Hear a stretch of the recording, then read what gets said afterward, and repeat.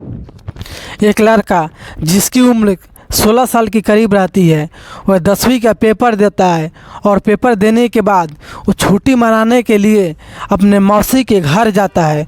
चूँकि बहन का लड़का एक तरह से अपने पुत्र के समान होता है, जिस वजह से उसकी मौसी और मौसा जी बहुत ही अच्छे से उस लड़के का ख्याल रखते हैं और मान सम्मान करते हैं। दोस्तों, फाइनली वो लड़का अपने छुट्टी मौसी के घर ही रहकर बिता रहा होता है। तभी कि एक दिन बिजनेस के सिलसिले से उसके मौसी जी को घर से बाहर जाना पड़ता है और 2 दिन के लिए बाहर ही रहना पड़ता है। उस रात ये लड़का खाना पीना खाकर अपने बेडरूम में सो जाता है और उसकी मौसी भी खाना अपने बेडरूम में सो जाती है।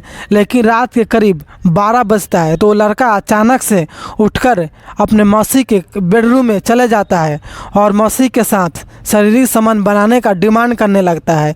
दोस्तों, शुरू में तो उसकी मौसी ने उसे बच्चा समझकर उसे डांट फटका कर भगाने का प्रयास करती है, लेकिन उसकी नई उमंग को और नए जोश को देखकर वो भी राज़ी हो जाती है।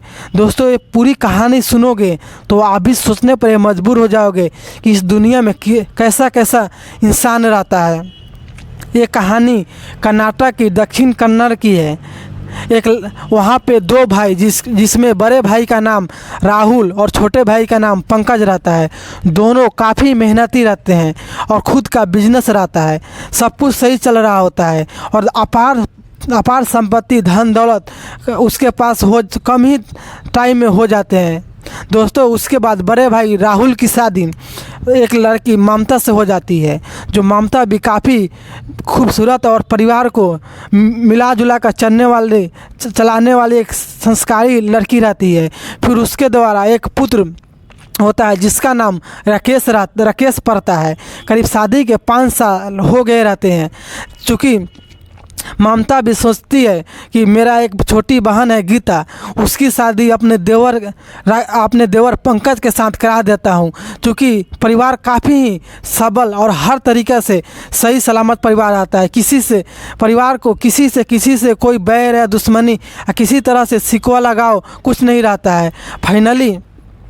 फाइनली राकेश और गीता की निर्धारित टाइम पे शादी हो जाता है।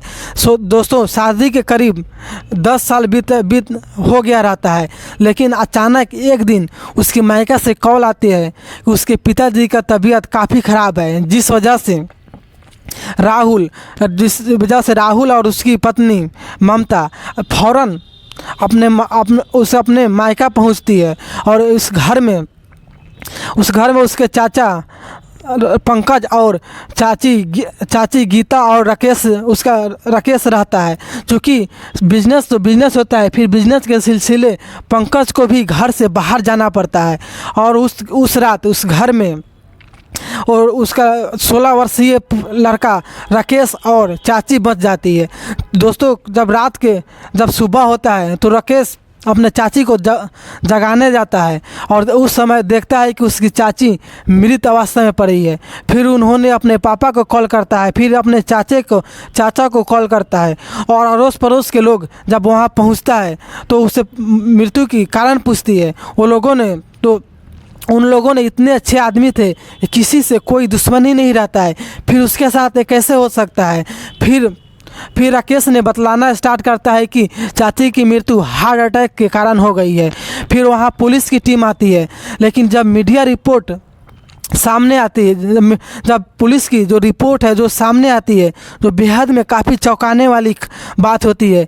यहाँ तो उसके भतीजे राकेश ने यह दावा करता है कि मेरी चाची की मृत्यु हार्ट अटैक के कारण हुई है।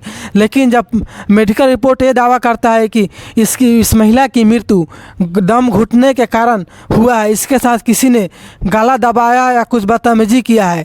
दोस्तों, ये सोच में पड़ जाता है सारे को कि परिवार में यही दो कोई है और उस परिवार को किसी और लोगों से ना कोई शिकवा गिला है, ना कोई दुश्मनी है।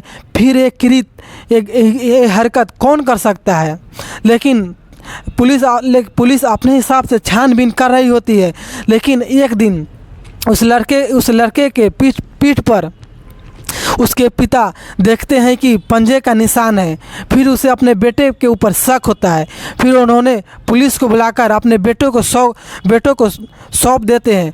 चूँकि शुरू में तो राहुल ने पूरी ज़बरदस्ती और बदतमीजी के साथ बोलने लगता है कि चाची की मृत्यु हार्ट अटैक के कारण ही हुई है, लेकिन जब पुलिस ने सख्ती के साथ उसके साथ पूछताछ करने लगता है और अपने हिसाब से जब सुनवाई की जाता है तब उन्होंने काफ़ी डर जाता है और बताना स्टार्ट करता है कि कुछ समय पहले जब वो 10वीं में था तो अपने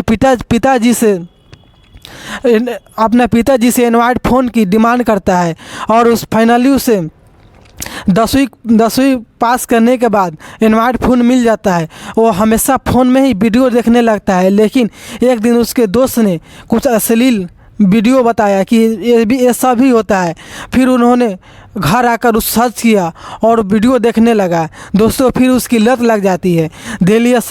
जब घर में कोई नहीं होता है तो राकेश हमेशा वहीं फ़ोन में अश्लील वीडियो देखता है और देखने के बाद वो सही करने की सोच रखता है, लेकिन जैसे ही इसे मौका मिलता है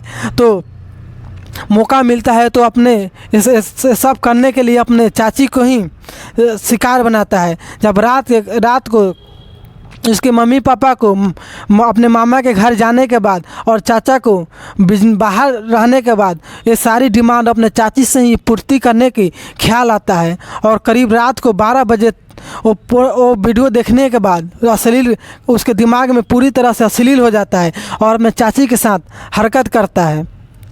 चाची ने उसे वहाँ से डांट फटका कर भगा देते हैं, लेकिन और साथ में ये कहते हैं कि तुम यही सब करोगे, सुबह आने दो, तुम्हारे पापा मम्मी और चाचा सारे किसी को ये बात बतलाऊंगा। जिससे वो काफ़ी डर जाता है और अपने बेडरूम में आकर सो जाता है, लेकिन उसकी बेड पे नींद नहीं आता है।